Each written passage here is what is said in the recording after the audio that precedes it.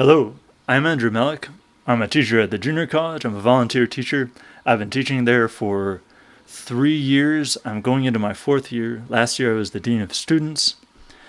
And Mr. David asked me to consider putting together a short seminar on the liberal arts curriculum and to talk about its rationale, its purpose, and its essence. I'm going to divide this up between various presenters and various topics. It's reasonable that people should be asking what's going on with it, because this is not something that we hear people talking about. People don't have it at other schools. Seems like something strange that maybe the priests brought in or something, but some of the volunteers seem really excited about it. So we're sort of all over the place at the school. We have people teaching the professional classes who might wonder why the other people are so big on this and why their students have to have so much work coming from these liberal arts classes. So we might wonder, what's going on with the liberal arts core? Why do we weigh down students with all these classes, and why are some people so fanatical about it? In this presentation, I want to talk briefly about the history and nature of the whole concept. So this will be a video in which I talk about liberal education as a universal phenomenon.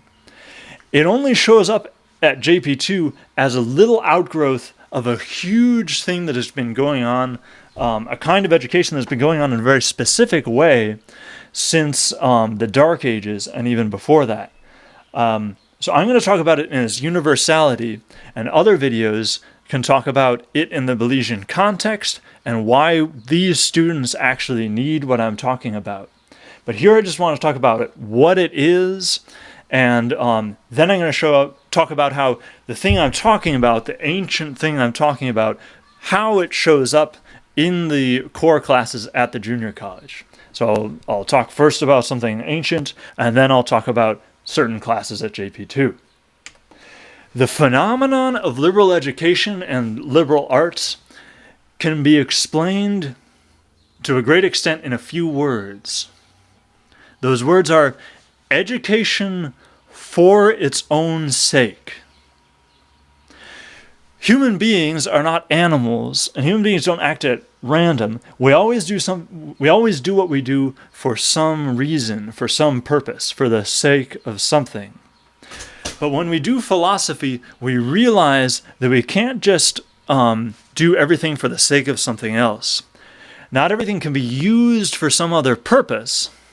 Otherwise, really, there's nothing that we want.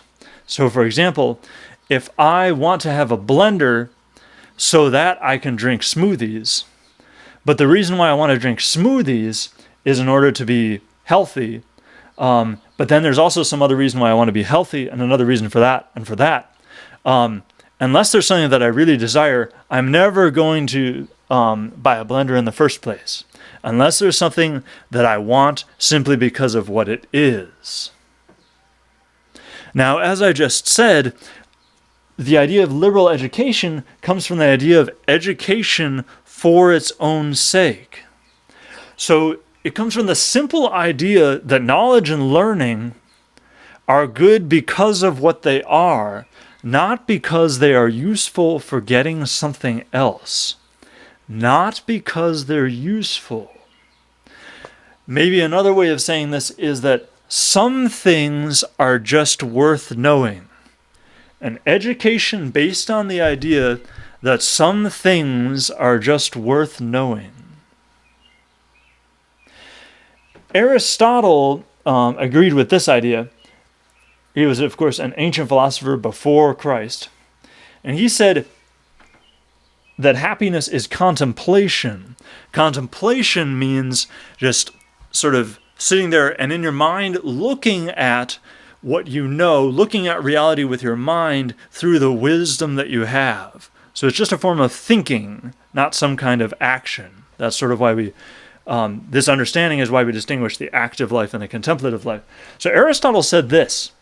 He said, contemplation is the highest operation, since the intellect is the best element in us. And he also said that the most delightful thing that we can do is wisdom and philosophy. Here's what he said. We think that pleasure is necessarily mingled with happiness. But the most delightful of all activities, in accordance with virtue, is admittedly activity in accordance with wisdom. For philosophy, or the pursuit of wisdom, offers pleasures marvelous both in purity and permanence. And it is reasonable that those who have attained the truth will spend their life more pleasantly than those occupied in pursuing the truth. So there Aristotle talks about how having wisdom, or an activity of your wisdom, must be what is also the most pleasant thing in life. So he, of course, thinks that something having to do with education, knowledge, wisdom, is something that we just want, not in order to use it to get anything else, but that actually it's the best thing you can have. Seems almost kind of crazy. Someone like that would just love education. They love school. They would want to be in school for their entire lives because they love wisdom and thinking so much. This is the kind of philosophy from which the idea of liberal education comes. An education that you do not because you need to. So Aristotle was in 300 BC or so. Here's a quote from John Henry Cardinal Newman.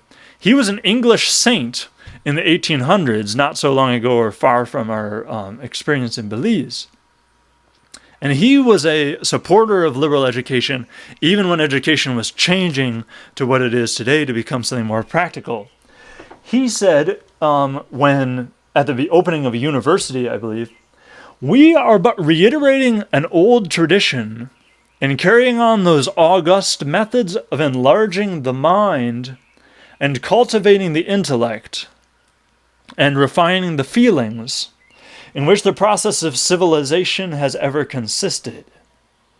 So he sees what we're doing at a school not as preparing you for life, not as preparing you for a job, but as cultivating the intellect, as if it was some kind of garden and you want to grow things in it, and enlarging the mind. Not equipping the mind, but just enlarging it, because we love the mind itself. It makes sense because the mind is something only human beings have, and only human beings can have wisdom and can understand the causes of things. So this is the kind of thinking behind the idea of liberal education. We'll get to that, how that is in a moment. Notice that Newman also said it consists in refining the feelings. So education is not just about the mind, of course, according to this ancient tradition and according to the junior college, but it's also about the feelings and bringing them into some kind of order and refinement, some sort of purity. So we'll talk about that more too.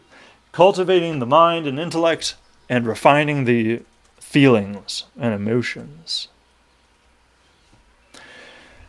The idea of liberal arts comes from a broader project called liberal education.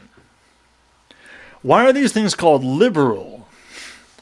Liberal, of course, nowadays tends to mean having to do with being progressive or something, but really the word in itself means that something is free. We know that liber in English it exists in some words like liberty, that means freedom.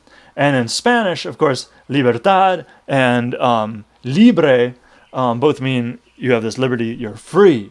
So liberal education is a free education. Of course, it doesn't mean that you always have a full ride scholarship. What does it mean that it's free?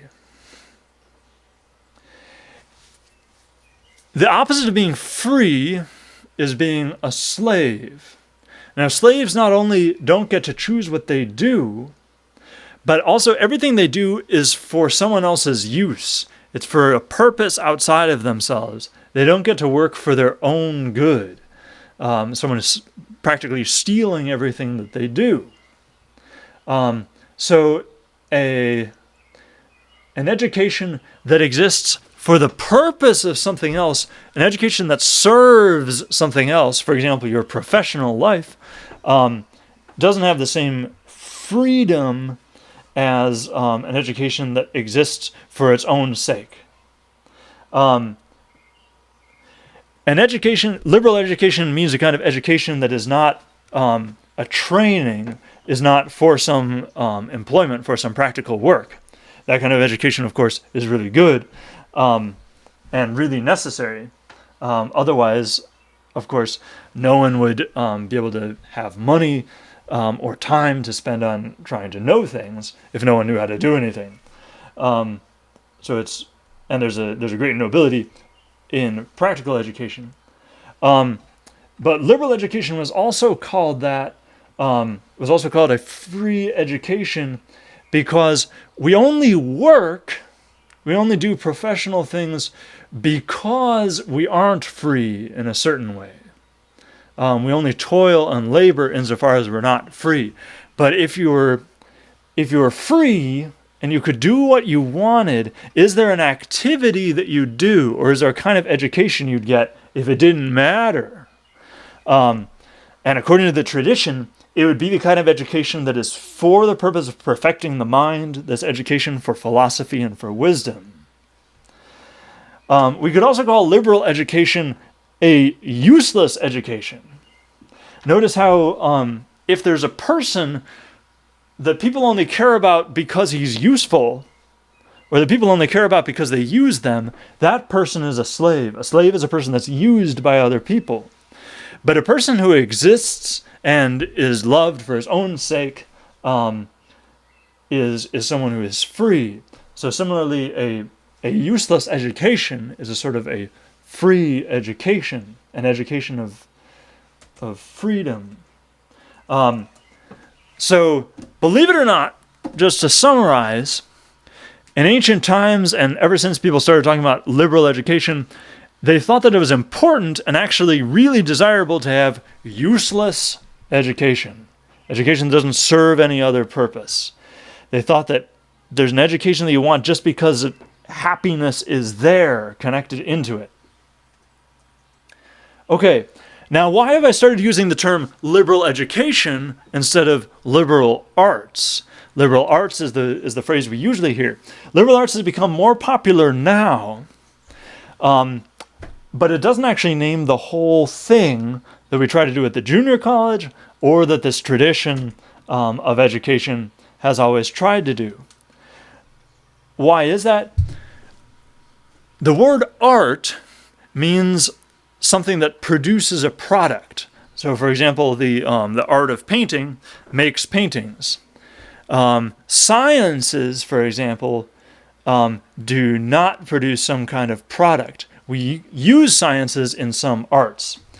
In the old way of talking, we would also call, for example, making cars an art. The art of making cars. There's the art of building buildings. Architecture is the art of building buildings. So there's all these arts, and they have products. But a lot of our education, for example, all the philosophy classes, don't make anything. Philosophy is not a study of how to make a product. I have a friend who, when he hears that his other friends are studying philosophy, will say, are you going to open a philosophy factory with that degree? And that's funny, obviously, because philosophy doesn't make any kind of product. So we have these philosophy and theology classes, and those are not arts. Those are liberal, but they're not arts. They don't make anything. So more properly, liberal education names the whole thing. This raises a new question. How could you have an art that makes a product that is liberal? Like, if it's making a product, isn't it serving something else? Why is it free? Here's why. Because there's certain arts that you do not in order to use them, but because they prepare you to do philosophy. Doing some geometry, doing some logic, prepare you to be able to actually do philosophy. Here's what Thomas Aquinas says when he's showing that the liberal arts are not the same as philosophy. He says, the 7 liberal arts do not adequately divide theoretical philosophy. But, as Hugh of St. Victor says, 7 arts are grouped together, leaving out certain other ones, because those who wanted to learn philosophy were first instructed in them, Let me repeat that part. Those who wanted to learn philosophy were first instructed in them, the liberal arts.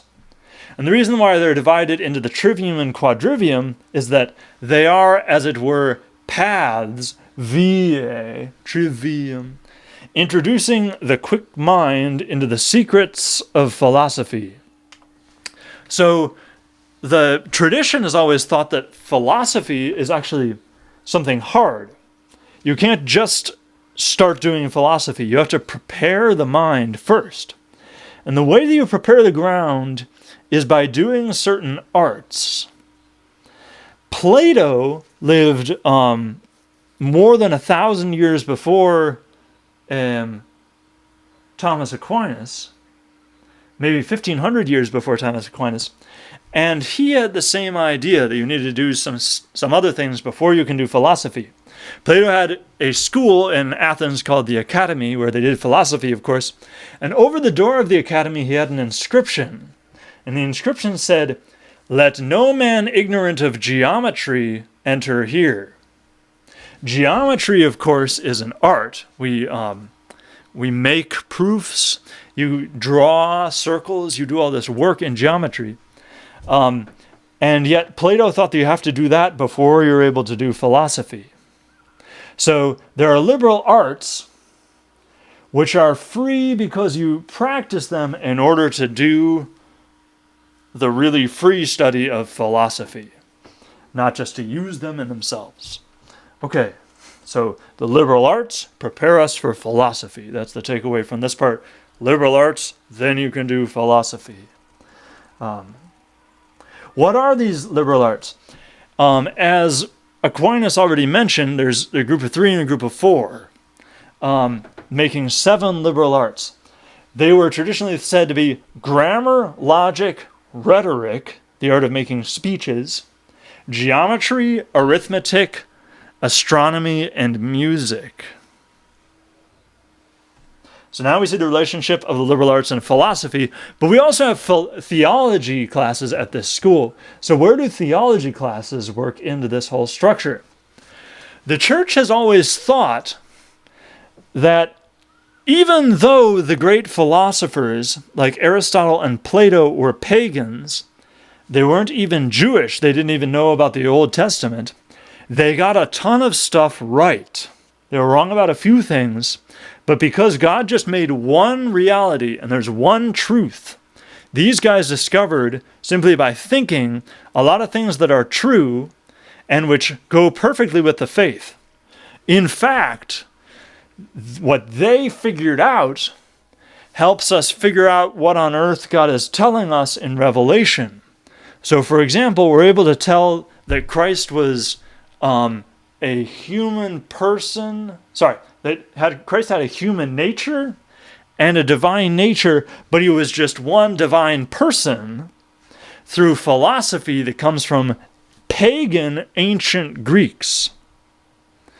So we have to do this philosophy, something not based on what God revealed, but simply based on thinking, in order to prepare for theology. This idea that you have to do philosophy in order to really do theology well has existed throughout the history of the church, and it still exists today in the way that seminaries work. Because first you have to have your 2 years, you have to have your novitiate if you're joining a religious order, and then you have to have a few years of philosophy, and then a few years of theology. Any seminary, whether it's SOLT, the order that runs JPII, or any other one, will always have that structure. Several years of philosophy, several years of theology afterwards, because we use the philosophy to understand the theology. Okay.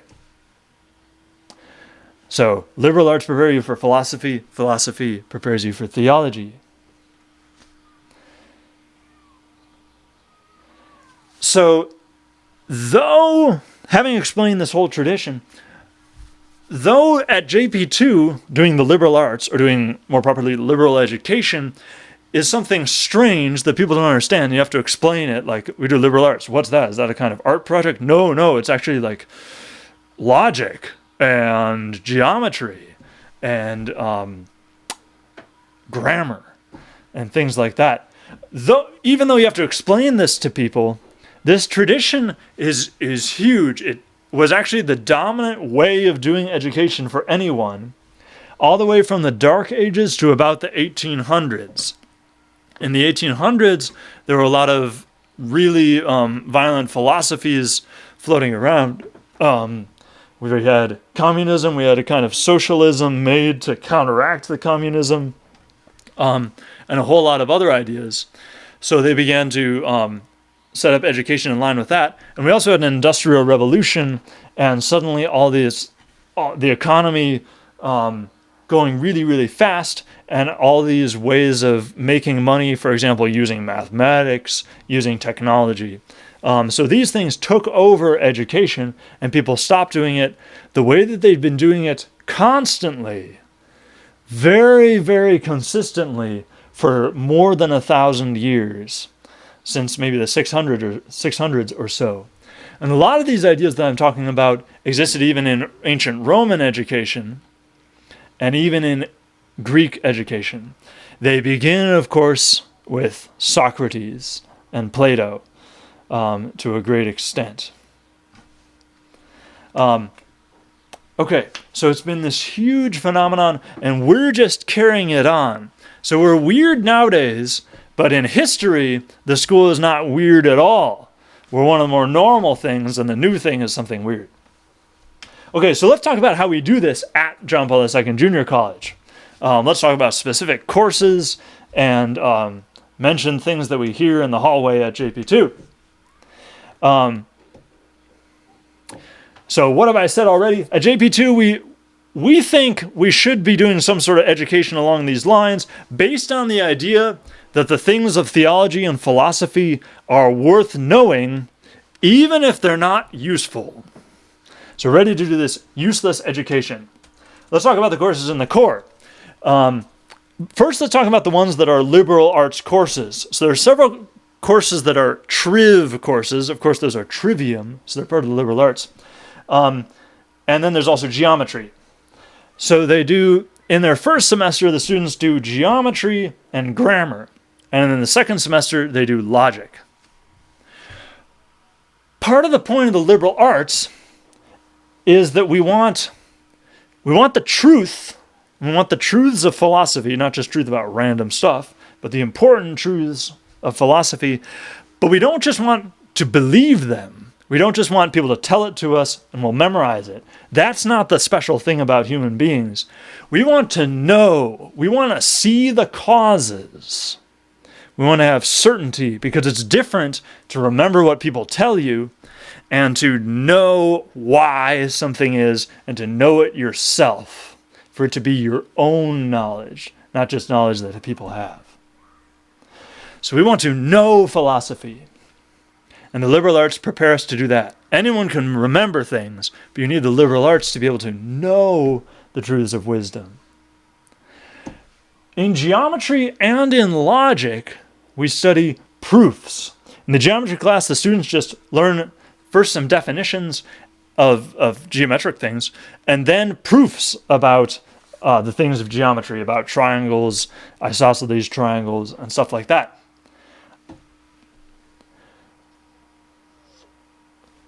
Why is proof important for all this? What is proof? Proof is just words, a way of talking that makes someone have knowledge afterwards, makes them have certainty. So you can believe something, but the difference for knowledge is that you know something when you can prove it, or when somebody proved it to you. So, of course, if we want knowledge, we need to study proof. In geometry, we do proofs, but of course we want to be able to prove things about philosophy. So we need to be able to dissect, to cut up all this proving that we do in geometry class. And the way we do that, the way we cut up the proofs in geometry, is by being able to cut up the sentences in them. Because when we look at what's going on in those sentences, then we're able to see how they're really causing knowledge in the mind. Knowledge, this thing that we really want. And how do you cut up sentences? With grammar. So we have a grammar course at the school, but it's not actually just to make students professionally successful. It's so that students can think about how they think. The grammar class prepares them for a logic class, and a logic class prepares them to find the truth for themselves. All right, so the students have a geometry class where they prove things, a grammar class, and then a logic class where they study proof itself. And then they have a rhetoric class. As I said, rhetoric is the art in the third semester of making speeches. And speeches are mainly for the purpose of making people believe things without proving it. So as part of the study of proof and knowing, we also want to have a study of the other way that people start believing things, both so that we can convince people of the truth and so that we can make sure that we are not convinced by rhetoric of things that are false. Okay, so we also take philosophy classes. In the first semester, the students take an intro to philosophy class, and there different teachers do different things, but hopefully they'll run into problems of definition, and at the same time they're doing the Euclid class where they think about definitions. Problems having to do with proof and wisdom and the soul. Then in the second semester, they have the philosophy of nature and man class, which covers a bunch of material. And this class tries to give answers to these questions, but it doesn't just tell them the answers. We try and do it in a scientific way, in a way where we're proving things. We're using our knowledge to find more knowledge so the students know, and they know the cause, and they know why. And they come to the conclusion themselves because they've learned how to do that from geometry and logic. And here's where we run into the things necessary for the proof of the existence of God. We study motion and nature and find out their definitions, because there are definitions of these things, but they're hard to see. And also where we prove the immortality of the soul. Did you know that we don't just believe it because God revealed it? You can actually prove that the human soul must exist after we die. So we do that in the philosophy of nature and man class. This is one of those classes that we just try to get wisdom taking the class.